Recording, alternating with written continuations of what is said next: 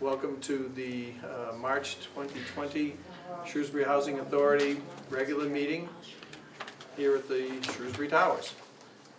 Do we have a motion on the minutes? I'd like to make a motion that we approve the February 2020 minutes as printed. Second.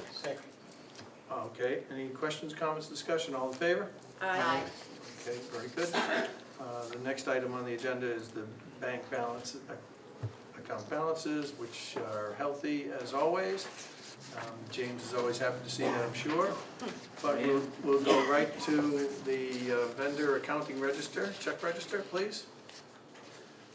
Any questions, comments, discussions on that? No. Nope. One question. Yes. Yes. Mr. Chair, 19611, it says commercial package. I assume that's property and casualty for all the properties? It's such a giant number.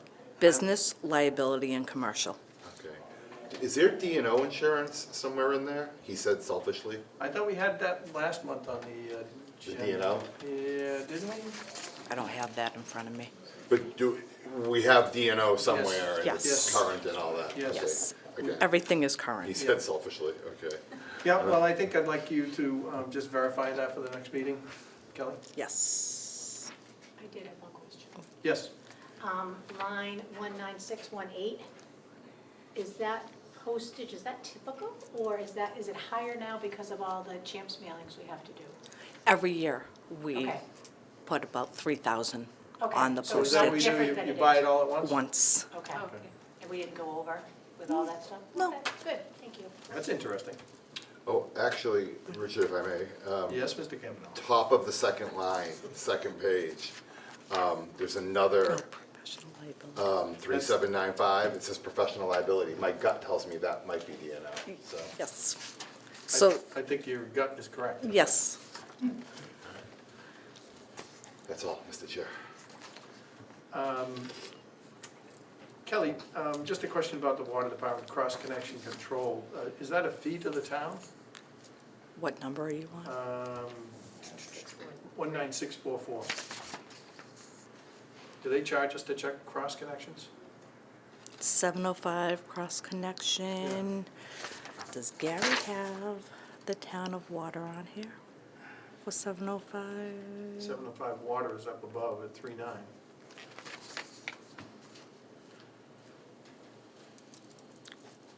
Cross connection control, I can check on that. Yeah, I'm assuming that that may be an inspection fee.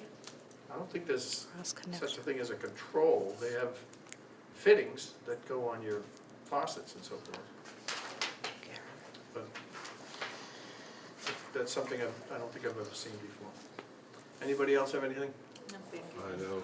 If there are no further questions, comments, discussions, then we'll take a motion. Mr. Chair, if you'd like, I'll make a motion. Do you want me to make the motion subject to the verifying of the 375? I'm okay with the 375. Okay, all right. I'm sure it's a fee, but I just want to verify Okay, it. all right, that's fine. Then, that having been said, I'd like to make a motion that we approve the check register in the amount of 161,056.39. Do we have a second? Second. All those in favor? Aye. Aye. It's unanimous, Kelly, thank you. All right, then we go to the portability check register. Mr. Chair, I'll make a motion that we approve the portability out check register for 4 checks in the amount of 3,445.8. Second? All in favor? Aye. Unanimous, Kelly, thank you. And then we have the tenants and the landlord check payments for the month. I make a motion that we approve the 130 landlord and tenant payments in the amount of 125, 116 even. Second? Second. Gail second, all in favor? Aye. Unanimous, thank you. Okay, payroll, please. Mr. Chair, I'd like to make a motion that we approve the payroll for the total amount for the month as printed. Second, please. Second. All in favor? Aye. Thank you. Mr. Chair, would it indulge the board, with your permission, I'd like to make a motion that we take our guest under new business for our budget review out of order at this time. And who might that guest be? How long have I been coming? James, welcome back. James? Thank you for having me. We'll have a second, Gail? Second? All in favor? Aye. Okay, unanimous, we're Legit now. legit. How are you? Again, thank you for having me. I appreciate the time you give me to come out and discuss the budget with you every year. I guess to start, we'll do it like we always do and just start with this budget I believe that Kelly gave everyone. I'll roll through it, and if you have questions along the way, feel free to stop me. But it should be no different than the last 7, 8, 9 we've done. Just Yeah, I think it's actually been longer, but our indulgence, just if I may interrupt James, for the people on the side of the table, this starts, at least digitally, on page 36 on your iPads with Kelly, because we're jumping out of order. But I think Kelly gave us a hard copy as well. I'm staying with the current. Okay, all right, old school. yeah, so am I. Yes, I am old school. Well, the No, first, the concept was old school, that's all I would say. It wasn't a personal indictment, Mr. Chair. so the first page is just a quick narrative of some of the highlights of the budget in total. As in the past, DHCD is in control of executive director's salaries. They supply a spreadsheet, we calculate it to be what it is, and this budget has Kelly's salary at that DHCD approved amount. Administrative salaries have been increased from last year's prior salary amounts by 3%, which is in accordance, or I shouldn't say in accordance, it's allowable under the DHCD guidelines for the year. 3, maintenance salaries, as you are well aware, they are based on the DLWD rates that are effective on April 1st. However, the budget is now going in before April 1st. So the rates that are in the maintenance salaries are those as of April 1st, 2019. And they will go up in 19 days or give or take once the DLW posts the new rates. So this budget's in with the 19 rates, but there's a provision for $5,500, as you see, for taking into in consideration for the additional amount that the salary should go up by. The expectation. Right. Okay, just for those that are watching you on TV and the rest of the room, the DLWD. Department of Labor and Wages, Department of Massachusetts. I don't actually really know what it means, but they're the ones that set the rates for every It is town. the Division of Labor. Right. Division, I was gonna say, Right. yeah. Right, they're the ones that set the rates for maintenance salaries throughout the state. Okay. I'm gonna ask you to tell us the annual as well, what that means. Yes, that one I know. The total annual, or as we know it as, the allowable non-utility expense level for this year was allowed to be increased by 10% in accordance with DHCD budget guidelines. This expense is the expense that you're allowed, this is the amount that DHCD thinks it will cost to operate their properties for the current year, excluding utilities, which is a dollar for dollar reimbursement normally. They increased your allowable cost for everything else, maintenance, admin, all that stuff, from your amount they gave you last year by 10%. In addition, they're giving out 1-year add-on 2-year subsidy for $5,000 for tech allowance to allow you to upgrade computers, IT, anything that will help.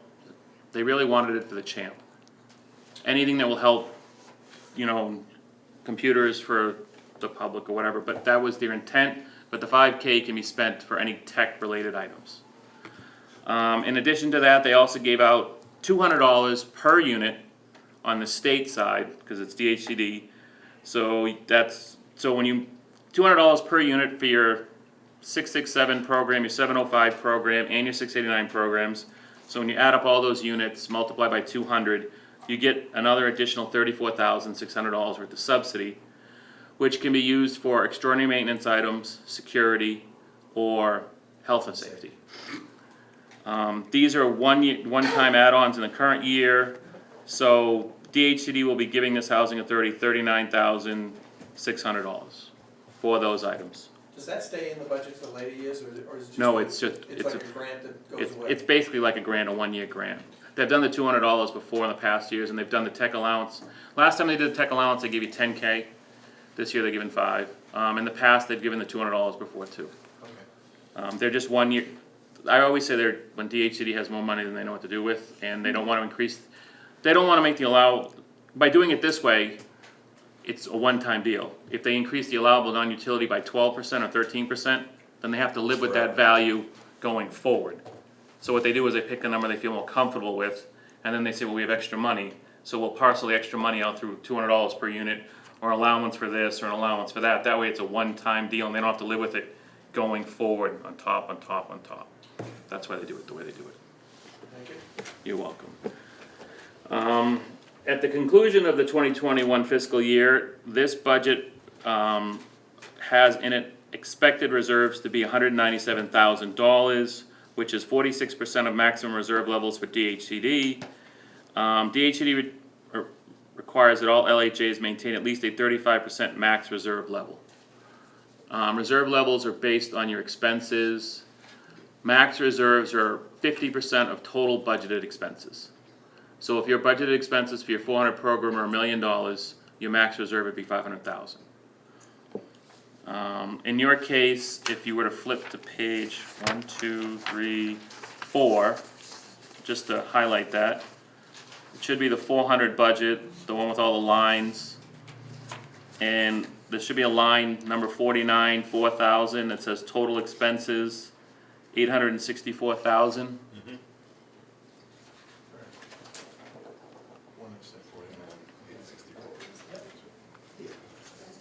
See the 864? So your max reserves are about $432,000.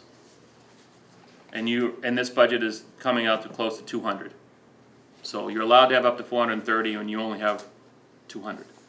So we're going in the right direction. As everyone knows, since I was here, they weren't as good as healthy as they are now. But again, they're not as healthy as they can be. Correct. So, based on your, on the top of your head, how much are we averaging for an increase every year? Are we just popping up a little bit every year on the reserves? Well, what happens is, and this is where it gets really tricky, and most people forget about the fact that your max reserve is based on your total expenses.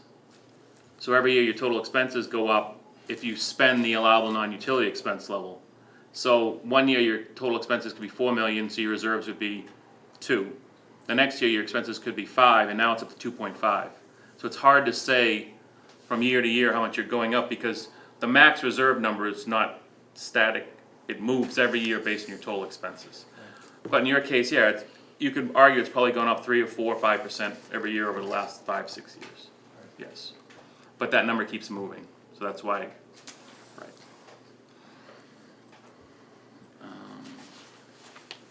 If there are no questions on the narrative, you're welcome. The next page is basically a summary of the programs. James, when you say the next page, do you mean after the narrative or after where we just were? After the narrative, I apologize. The one that I forgot to change the date on. Consolidated. Yeah. Yeah, the one I forgot to change the date on, I apologize. The second column should say 2021. They both say 2020. So the left column is last year's budget numbers. The column that says 2020, next to it should say 2021, and that is the current year's budget. And then next to that are the 5 programs that make up the housing authority. And if you were to sum across from the right to the left, you'd get the numbers in the 2021 column. I'll just hit some of the highlights. Rental income, as you can see, is projected to be about $80,000 higher than the prior year. Again, that's just made up of the mix of the tenants and their, all the rents are set at 30% or 27%, so I mean, it's just a mix of what their incomes are at the time. HAP subsidy is up close to $70,000. That's the amount you pay out for Section 8. That's just due to higher rents. And miscellaneous income includes things like vending machine income. The miscellaneous income is your antenna money. I was gonna say, is that the antenna? or That is same the time? antenna money, yes. Does that also include like other things? Yes, work orders that you receive money for, laundry. Yeah, that's what yeah. I'm getting at. The question's been asked, so that's why I'm asking. Yes, the miscellaneous income is all income that comes into the housing authority that's not related to rent But or subsidy. the, not to put you on your feet, so to speak, but the lion's share of that 60 or 63 is antenna, like 70-30, 80-20, something like that. you right. I wouldn't expect According to this- anything less, James. According to this budget, cell tower income is $52,000. So 52, yeah, so 70-30, rough order of magnitude. Yes. Thanks. You're welcome. I skipped over a line. If you look, the fourth line says operating subsidy DHCD. In 2020, you had 0. In 2021, you're getting 39.6. This housing authority historically does not receive money from DHCD. The DHCD formula for calculating subsidy is based on rental income minus the allowable non-utility expense level, which is the number we'll see later that DHCD says it costs to operate the building, minus actual utilities. So if your rental income plus your miscellaneous income is greater than your allowable non-utility expense level and your utilities, you will not receive a subsidy. This housing authority has historically not received a subsidy because their revenues are high enough to cover their expenses. The 39.6 represents those one-time payments that DHC is going to make to you for the 5K and tech allowance, and then the $200 per unit for 667, 705, and 689s to do health and safety, extraordinary maintenance, or security. So that's why that number is there, and it was not there in the prior year. Admin fees related to section 8. So I mean that's it for the revenue. Revenue in total is up $200,000. The bulk of that is section 8 driven HAP and rental income. Administration costs are basically static. There isn't much movement there. Utilities are slightly higher. Electricity seems to be going back up again. Heating season, I can only assume, or just the rates. Again, budget numbers are based on current year's actual annualized from when I take the numbers to be 12 months plus a little 1 or 2% increase based on what I know in the past and how things have come out. James, Yes. tenant services, $4 Oh grand to yeah, 12 that was grand. in response to what you had asked me last year. You're gonna have to refresh my No, memory. I know, no. Last year you said to me that we were putting the tenant services for the town, money we pay for the buses or, Oh, and in the past they were split between state and, when I first got here, they were split between state and fed. right, And the state couldn't afford them okay. because your reserve levels were so low, so we moved all the costs over to the fed. But then, over the last few years, your state reserve levels have gone up, so it makes more sense now to split the cost between the two programs. And I think that's what So I have, that's the 6 and council on 6. aging bus Right. there. Okay. If it, and then you told me last year it might be even more than I had budgeted, so if it's more than this amount, it'll just fall out to both of them. But that's what I put in for that bus, 50-50 across the board. And thankfully, the 6,000 in tenant services on the state fits under your allowable non-utility expense level now. Okay. In the past, I think that was one of the things that also didn't fit, so it was another reason why we always charged it to the Fed. What, Kelly, what do we pay them? 10,000. So, beautiful, okay. I just remember you just telling me that I didn't have enough of it last year. Yeah, you know, I don't. No, and I noticed we're going through We're Kelly's consistent, bills. I So asked the same question. Right, Okay. that Kelly's bills are coming close to that number rate. Right. And I probably put a little percentage increase in there just in Yeah. case. Thank you. You're welcome. I had a check mark next to it, I skipped over it, I apologize. Total maintenance. I have some concerns here, I think I've already brought them up to Kelly, and I think I brought them up to Gary, the maintenance, that when I first got here, we were high on maintenance costs per unit. They seem, again, to be going back up. I'm not saying that we're not using things, but I'm just getting more and more concerned that maybe instead of looking for something that we might have, we just find it easier to drive down to Home Depot and get it. Or we're just calling contractor. I'm just saying that I'm getting concerned that the costs seem to be going back up. And it's not just on the states, I mean, it's on the Fed side and the state side. It might have been, some of it might have been related to the flood that got pushed into contract costs or this and that. That was covered by insurance. Well, no, the insurance didn't cover it all though. The 100,000, yeah. Yeah, but I think there was some. Either way, I'm just saying that I'm not saying it's a big panic thing, but I'm just saying that if you were to go back and look at the last 3 or 4 years worth of budgets that you've approved, contract costs seem to be going up at a larger rate than say a 3 or 4%. So, let me Well- ask you a drill down there with your permission, Mr. Chair, James. The labor is straight up, that's our payroll. Correct. So that went up 10 grand, not even 10%, a couple percent. Materials and supplies, that's when someone in the line item above that we're paying drives to Home Depot and buys a can of spackle. Correct. That's The down. third, that's down marginally, which is good, but the last one, contract costs, that's when we call a plumber or we call an elevator repairman and say, we've got a problem here. Yes. So what that tells me, because that is up considerably, I agree, that maybe, Kelly, they're quick to call somebody rather than see if they can troubleshoot it themselves, but I'm not suggesting that, I'm saying maybe Again, that's an I'm not explanation. trying to say your Yeah. maintenance department isn't doing their job or doing it Right, well, right. well done, I'm just saying that, I'm just concerned that when housing authorities get in trouble, one of the places they get in trouble is the maintenance lines get out of. Right, but It's in much this- easier to control the admin costs than it is to control the maintenance costs. But in this particular case, it's really the contract costs. Yeah, well, some of that could be as simple as the fact that we now need to hire electricians instead of having our guys replace plugs and things Right. like that. So, you know, we did a lot of things in the past that now, because of present fire and safety codes, we have to. No. And these might be the real numbers that we're gonna have to live with going forward, and I'm not saying they're not, I'm just saying that if they are, I'm just using that as an example, not knowing if that's what it is, but right.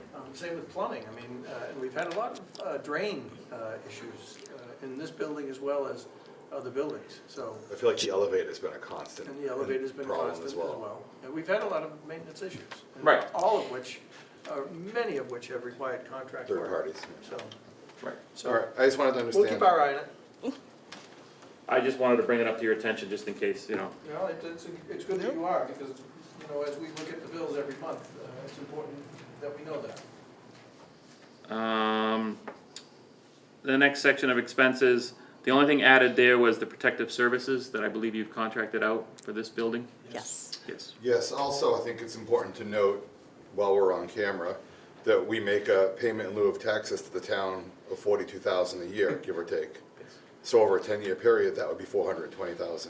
Paul loves to publicize that. And I don't blame him, we should, I have a specific agenda this time around. and I know I shouldn't add to your agenda, but now that we were mentioning contract costs earlier, and you mentioned the pilot, I do remember going through your contract costs for the year, and I did notice that but you don't pay the town for it, but anyway, the trash seems to be a growing Now, expense. we had a problem, but we addressed it, and I think we had a vendor issue and a contract. No, I'm this just year. telling you now, No, but that was discussing pilot, yeah. which would be a town thing. I just remember now, I mean, I apologize, I the have trash 41 maybe- clients and I go through budgets. Right. I think the trash was one of the higher ones Higher, that I right. noticed in past years, when I was doing the budget, that the contract cost may be higher.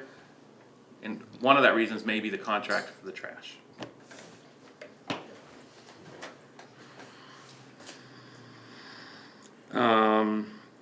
HAP expenses are equal to the revenue just because HUD pays dollar for dollar, so that's why they're higher than they are in the past.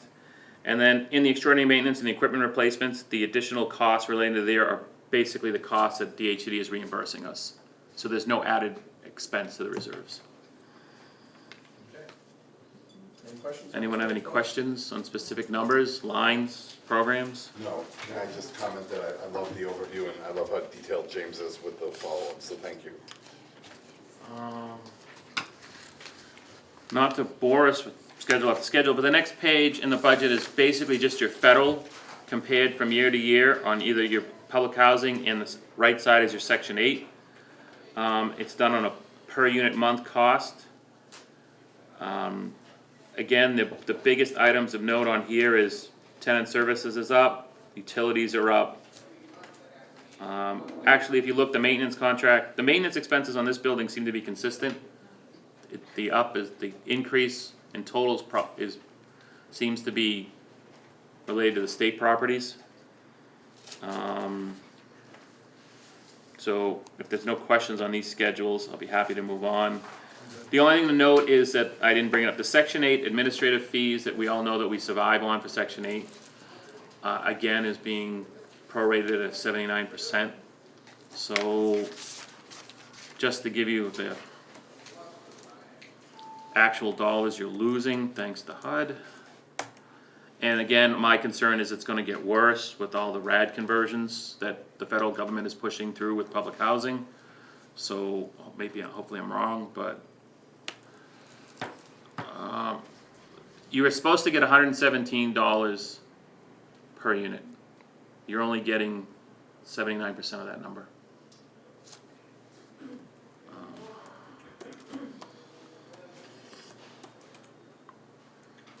So, But the expense.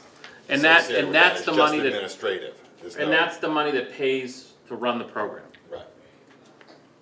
So if HUD continually, if they were to change that 79 to 70%, there's nowhere else to, Section 8 is, so you can't make money in Section 8 anywhere else.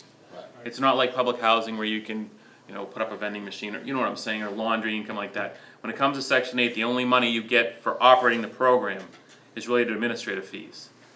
And some housing authorities, unlike you, have vouchers they can put on the street to make up for the loss on percentages. Unlike that, you have a highly run Section 8 program, one of the best I know, that's fully leased up every month. So if we were to drop from 79% to 70%, we can't put vouchers on the street because Kelly's at her max. So the Section 8, as you notice, the net income's only $1,200. I mean, that's a tight budget. You have reserves, so that's not the end of the world, but I'm just saying that if 79 turned into 70, this budget's in the red. So the next few pages are a bunch of lines with name, accounts, and they're basically the format in which the budget goes into DHCD. The first page is the 400, which we saw on the front page. This is just the form that DHCD is gonna want it in. Again, it's basically on a PUM value. So the 400 program is projected to have a net income of $19,000 for the year. The next budget is your 689. I do you a consolidated budget because you have the 689-1, which has 15 units, right, Kelly? And then 689-2 that has 2 units. Yes. Right. Good job.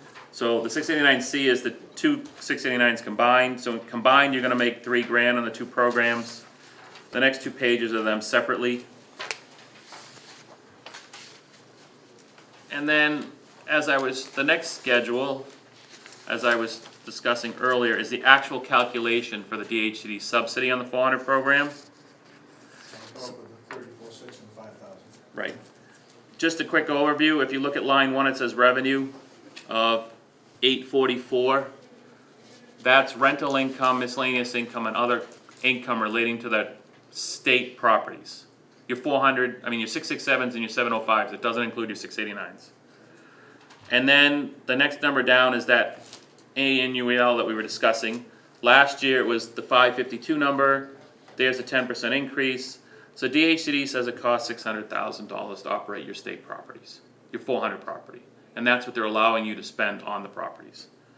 Then you have your utilities, and like I said before, if you add the 6 plus the utilities, you have more revenue than you do expense.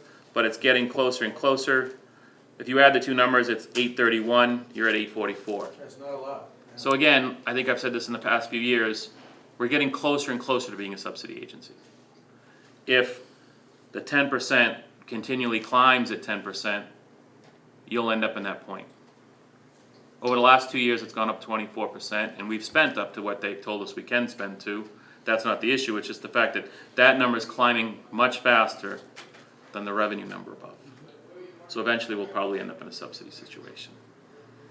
And then, like I said, on the bottom, when you asked, the 5K and the 200, those are add-ons, that's why they're there, one time only, and that's why they're on that part of the schedule.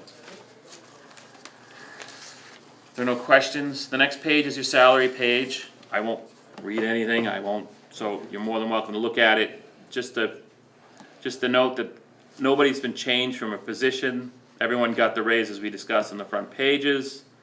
The maintenance rates, as you can see, are the same as they are in 2020, like I said, but 1, 2, 3, 4, fifth line down, under maintenance is a line called provision for increases. That's what I estimate, once the new rates go in, it'll cost you over the year with those new rates. Chair, can I ask one question? Yeah, sure. You can ask them, yeah. Second line item, James, top executive, ED family factor. Oh, yeah. What, is that a? That's a specific, the executive director salary schedule, which Kelly will ask you to sign tonight. Yeah, If you look through it, there's a small little section of it, I think if it's step 3 or step 4. If you have if you have any family units on the state side, 705s, 200s, you get a family factor based on the number you have. In this case, Kelly gets $1,500 additional as an ED for having family units. Stipend. so it's an uptick, basically. Yes. Thank you.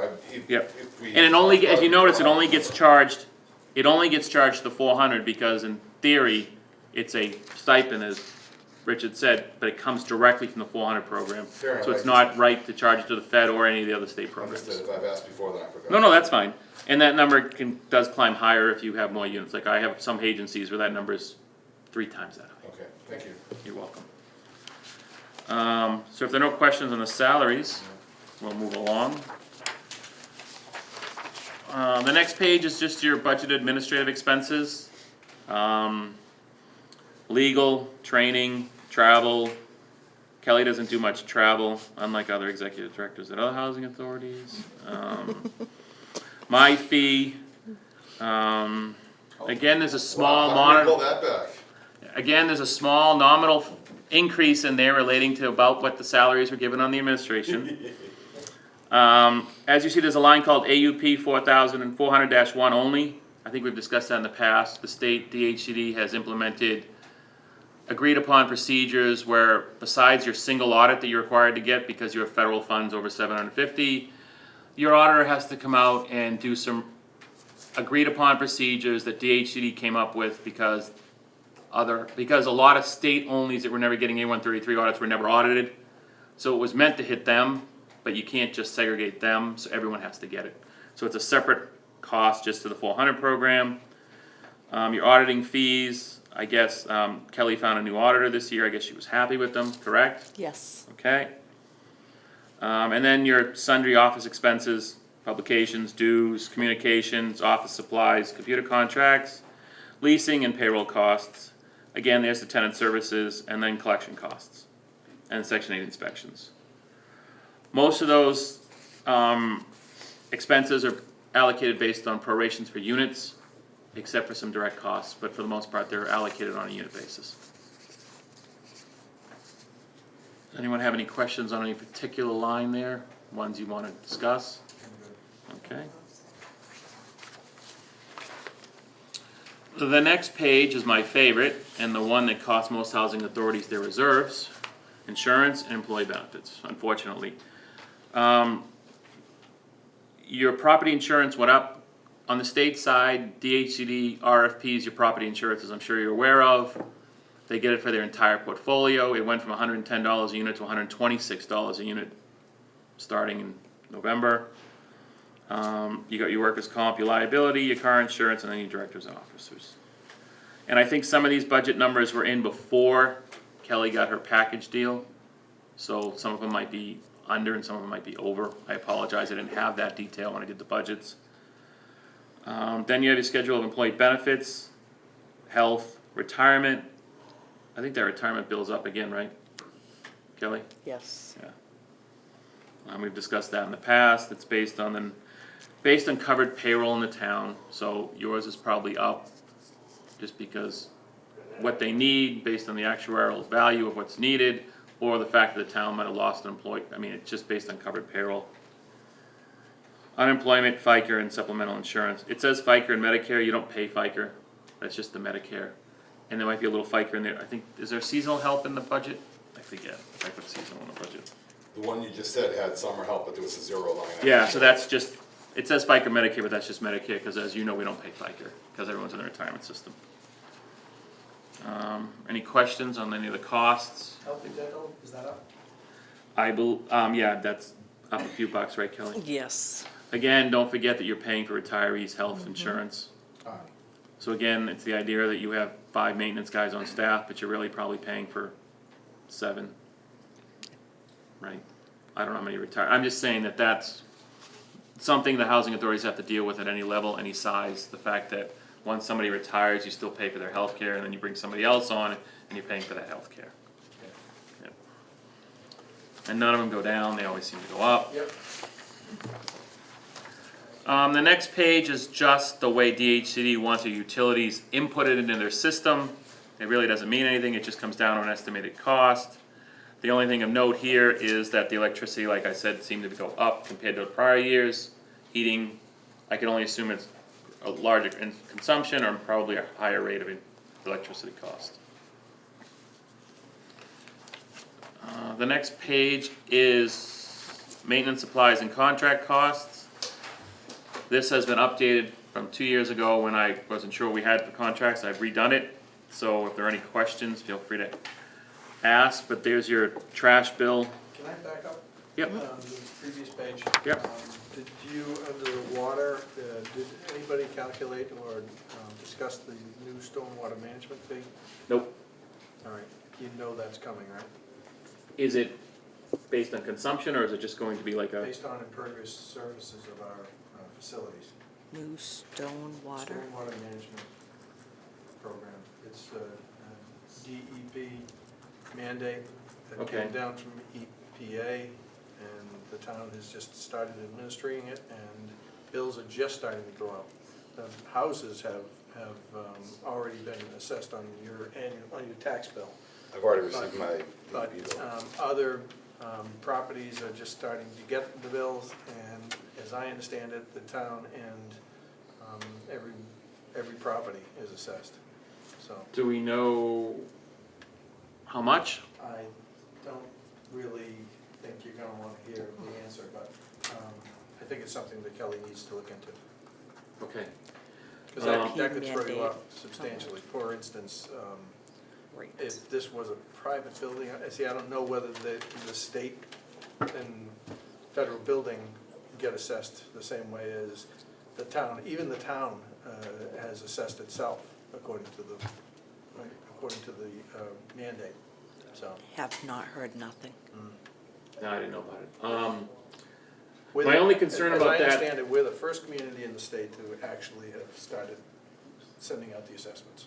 Okay, see, it's an assessment, so my only concern now is whether or not it actually qualifies as a water So bill. no, can I jump in? They're calling it a utility. They're saying it's part of a They're utility. establishing it as a new utility, and it's what they call an enterprise fund.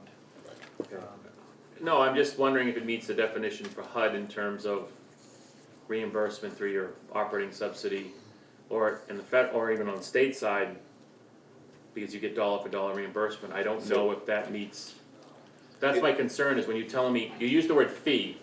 Well, it's No, I'm just saying, because like when you asked about the cross connection earlier, the back, like, if you get like backflows and all that, like, they come out and check on the backflows and the septic and all that stuff, technically, that's not supposed to be reimbursed. So, at least the one I received personally, on the top of the letter, it said utility. They are treating it as a utility, however, it's an enterprise fund that is established. Well, all utilities are usually enterprise funds in the Because town. it's mandated by DEP, yeah. Okay, well, Kelly, we'll just have to see what it is, and then if it, I'll put it in and see what the HCD says. I mean, it is what it is. If it becomes a large number and pushes you over subsidy, you'll end up in a subsidy position.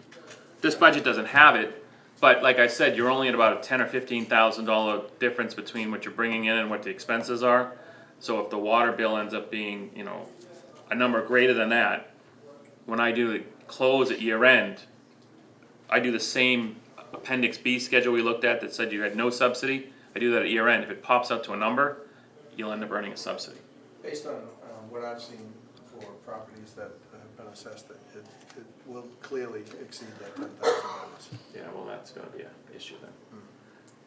Because the state side, you'll get the money for it. Unless we're exempt, and I don't know. Right. So. I mean, you'll get the money for it Yeah. if you pop over the 10 or 15,000 that the budget has in it. You'll get every dollar after that. You'll make you eat the first 10 or 15. After that, you'll get dollar on dollar reimbursement.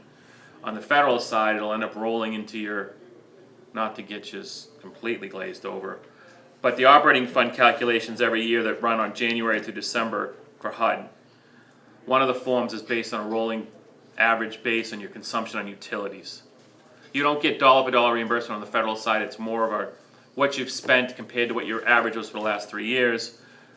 But you get penalized if your consumption and costs go over your average. So if that ends up being what you're saying it is, you might lose on the subsidy side. Just during the first few years as it rolls into the base, and then once it's in the base, it won't affect you anymore.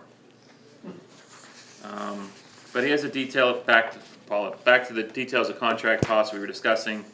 There's the large number for trash. And again, plumbing was another one that seemed to be large.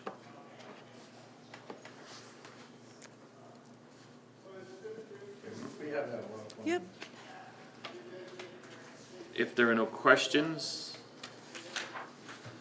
the next schedule is just a schedule on how the revenues were calculated. So if you look at the current average monthly rents, that's on average what you're bringing in each month for each project. When it says 667, that's for both Francis and Elizabeth, thank you. The 689 rents, I don't know if that's something you need to negotiate with them eventually. I just thought those went up every once in a while, but that's between you and your, That's the MR. yeah. Okay. And then the federal is the same thing, that's just the average monthly rent. The other income as designated below, laundry, late fees, cell tower money. And then we earn interest on our federal dollars, as you're well aware of, because you have all those in CDs over at the credit union. But we don't have the same reserve level in the state, so therefore we don't have much money invested at all in the state because, like I said, the reserves are only about 40% of what you should have, so the cash isn't as, you're not as fluid, you're not as liquid on the state side as you are on the federal. That's why the Fed has so much interest and the state doesn't. And then the last schedule is the non-routine schedule, which shows how you plan on spending the $200. Kelly and Gary said they're gonna use some of that money for some concrete repairs over on Francis. Yes. And then, security cameras are gonna be put in. And then there's just money in here for appliances like we always put in. As we, change out old ones, turnovers. And that is the budget, as it is every year. Again, the agency's healthy, it runs real well, everything runs well. It's just that with the times that they are and the water thing you just brought up, and then HUD's pushed for RAD, it could cause issues with Section 8. And just for clarification, RAD stands for? Rental Assistance Demonstration Program, which isn't really a demonstration program at this point since it's been around for almost 8 years, but that's what it stands for. And I don't know if Kelly has discussed that with you. Yes, it would be taken away. Oh, I didn't, you haven't discussed that with the board yet? Yeah, I have. Oh, okay. So they know what it is. Yeah, I don't know, the RAD, if you said the whole, we wouldn't have the waiting list. Basically, we would, but it would be like market rates. We wouldn't have the subsidy. It would take away a lot of this. It wouldn't be for young disabled and elderly. It would be anybody coming in here. Oh, that's that, okay, I recall the discussion. It's a radical change of the way we operate. I guess Project- that's the best way. that's why it's called That's RAD. the best way, reason to call it RAD. It's project-based Section 8. 8. So people So could. you get out of you get out of Housing. Section We're 9. getting out of the business is. Well, you get out of the federal government's Section 9 program and you end up in the Section 8 program. Yeah. That's what happens. And along the way, a lot of things get changed, yes. But more and more housing authorities are going that rate and putting pressure on Section 8, so that's why I said the funding for Section 8 could be scary the next few years. In fact, HAP funding for the next 2 months, I think, is only at 99%, not 100% funding.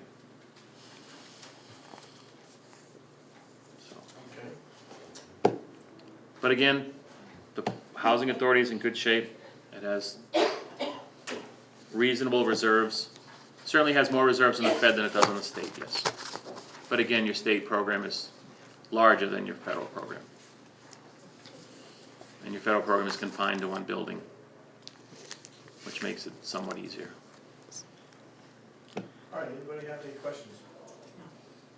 Paul? No, sir, thank you.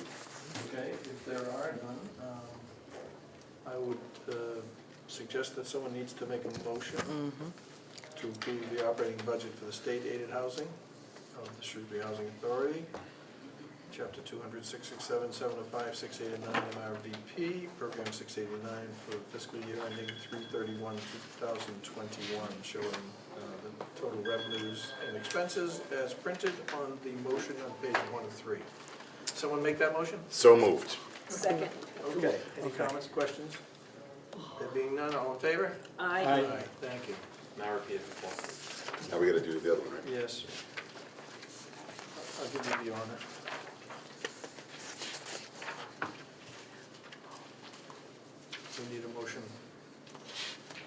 again, for state-aided housing for the Shrewsbury Housing Authority for the 200-667-705-689 MRVP program 400-1 for the fiscal year ending 3/31/2021, showing total revenues as printed and total expenses as printed on the motion before you.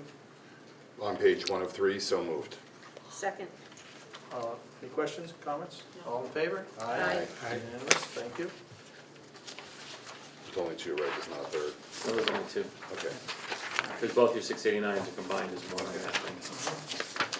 So we don't have any other motions to make on, with I regard don't to... know, do you make a motion separately for that federal one, The first one the one that's in your hand now, which is the federal one? is the operating budget, yes.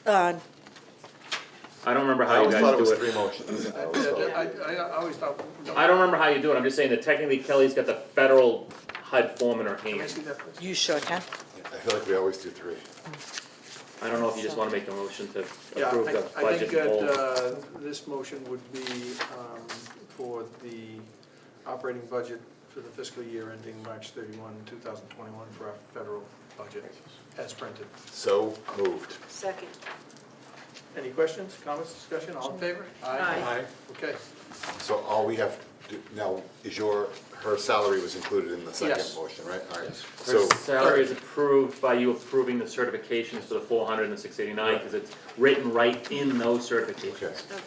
So You all, just, I don't mean to interject, you just have to still sign the executive director's salary that's what I was schedule. about to say, all we have to do, that's where I was going, is sign the document. You still have to sign Yeah, that yeah, document. yeah, that's it, okay, so, Yeah. but we're done with the discussion and, interviewing of James, right? yes, we are. All right, so if you wanna say James, thank you things. very much for coming, and Thank you. as always, thank you for your hard work, Thank you, I always look forward to coming. and we look forward to talking to you if we need to about the items that we've discussed. Yes, feel free to, Questions. yes. So, And the more information you can find on it in terms of what the world's gonna call it, the better for me. I'm just saying that I'm you certain probably, it's called you legal. probably have more, I'm certain it's called a utility, I'm they positive. do call it a utility. But it is the stormwater management.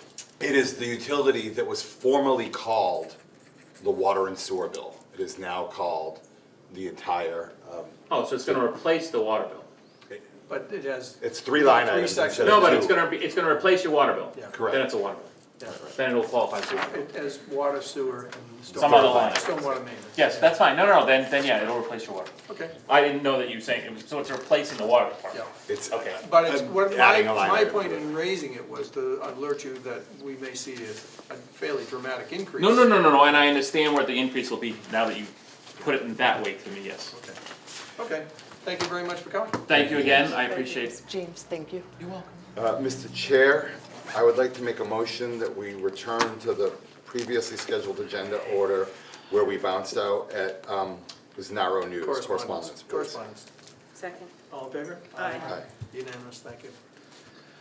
Okay, Kelly, anything you want to point out to us on the legislative information day that you attended?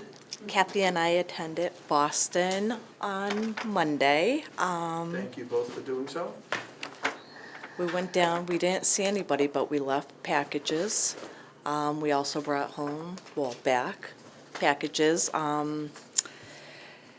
So The it's kind of the things- legislative day that didn't happen.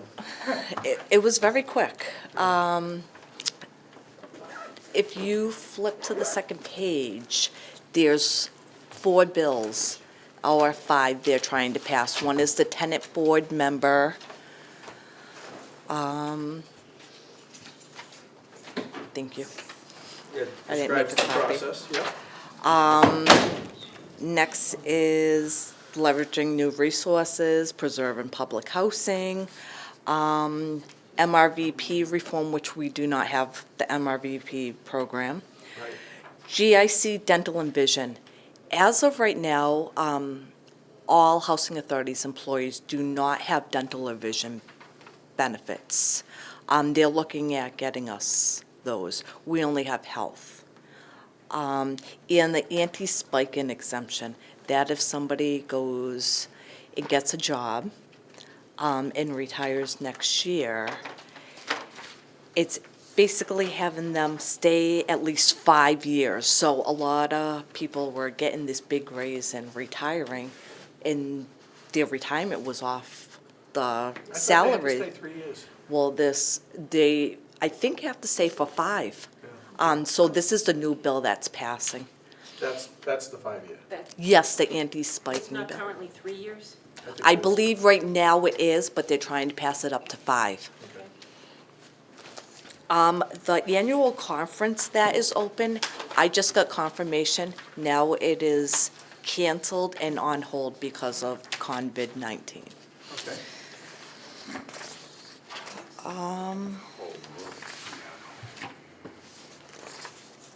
I note the president's message on CHAMP, Yep. which was a very interesting article. Well-written. And the story was also said at the conference. Okay. That's it on correspondence, Kelly? Yes. Okay. State programs. Francis Gardens, apartment 48 is in the CHAMP offering process.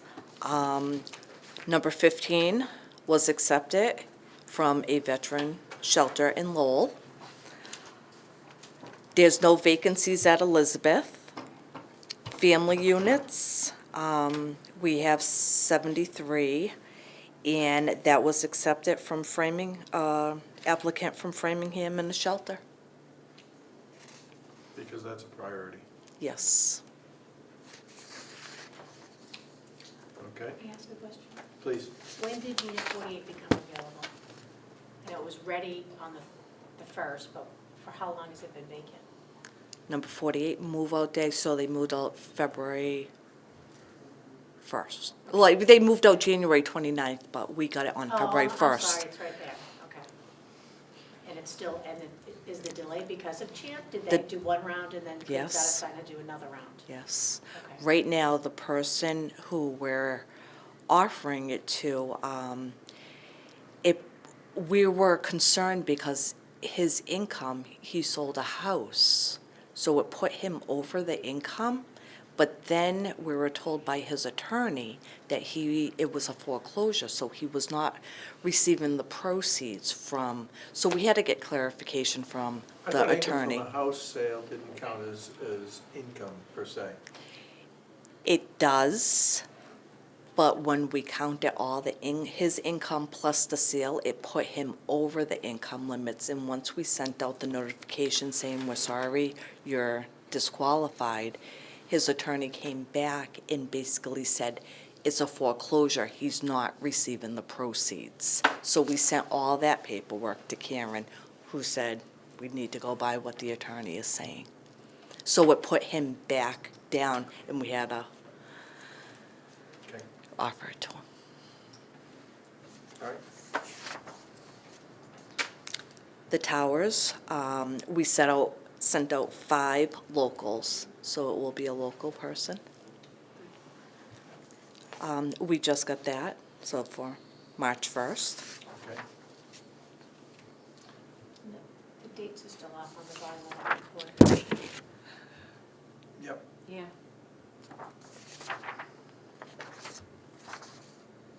Yep,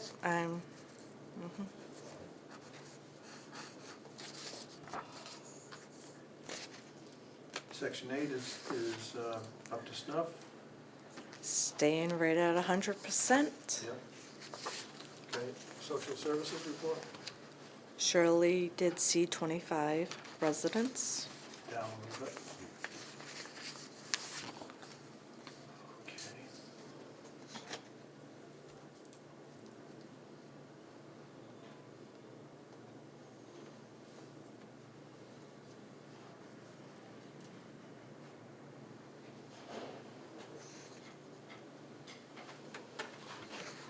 Okay, and you can see the letter from Representative Kane following up her meeting with us.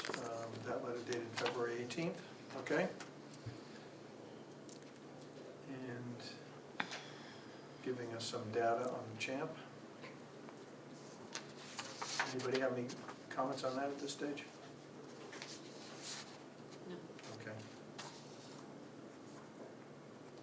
Kelly, talk about the next correspondence from Elliot Koch. So this is regarding defibrillators. From the last board meeting, it was brought up, so I sent an email to the federal attorney and also to the state attorney. The federal attorney responded that defibrillators or AEDs, semi-automatic or automatic external defibrillators, are not a requirement for public housing. There's only a few places that require them, including schools, dentists in that administrative anesthesia, long-term facilities, and nursing homes and health clubs. The closest of these is a nursing home, but the housing authority Not a nursing home. falls outside the definition of this rule. In addition, he points out that there are, and this is from Driscoll and Driscoll, Elliot Koch, Esquire. In addition, he points out that the AEDs could lead to a certain amount of liability. Were they to be used incorrectly, or someone claimed that they were used incorrectly? Excuse me, isn't there a Good Samaritan law that makes people not liable in that situation? Yes, but it doesn't protect a person from gross negligence or willful or wanton misconduct, which can be, Oh, okay. you can be accused of things and then have to defend yourself. Gotcha. It's not unreasonable to assume that someone could assume, if someone tried to help someone and they didn't know how to use the defibrillator, that might be gross negligence if they did then use it incorrectly. So that's what he's pointing out. So bottom line is that our attorney's recommending that we not go that route. Okay?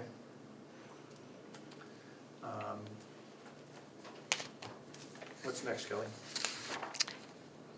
Is the Health and Safety Award? So we gotta scroll through the budget digitally, hold on, because we took it out of order and it's like 40 pages.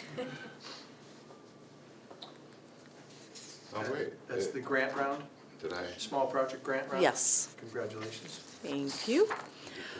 So in November, there was a public housing notice 2019-27 fiscal year health and safety initiatives. I applied for it, and it's just more for the state housing. So 667, which is Francis Gardens, will get the installation more of the handrail. It will be properly installed. They will also get tree trimming, and 66701 will get replacement of baseboard heaters. Okay, congratulations. Thank you. Is that this whole next section, Kelly? Is that a long? No, that was my contract. Oh, okay.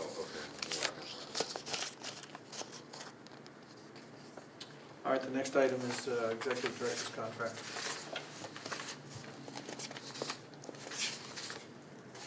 And this is, as you know, a standard contract with the blanks filled in. No, this was last year's contract. I just was giving you a copy of it. Blanks filled in and not filled in. All right. But it's the same format, right? Yes. All right, that's what I meant. Yes, that is not this year's. So, Kelly, you're requesting an extension of your contract for 3 years? Yes. And do we have a motion? So moved. Do we have a second? Second. Second. Okay, so the motion is to approve Kelly's contract for an additional 3 years with the salary to commence in accordance with our budget. And any other questions, comments, discussion?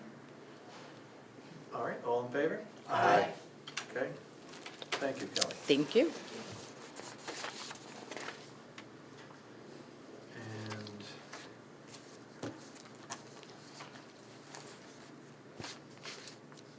No, you're right, you gotta go way off. yeah, I'm just taking it because Okay. we we've met all the DHCD guidelines, right, Kelly? We have.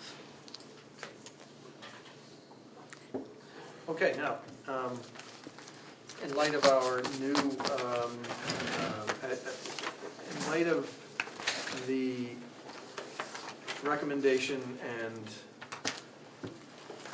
advice of council, we have changed the formats to require that any discussion after the meetings or after the general meeting where someone may have an issue they want to bring to our attention, they need to bring that matter to the attention of the executive director, and the decision to allow an agenda item to be heard at a regularly, or any special meeting, regularly scheduled meeting will be made by the board chairperson and/or the executive director. So we have a request, and is Lorraine here? Hi there. You would like to ask about this board meeting agenda item request form.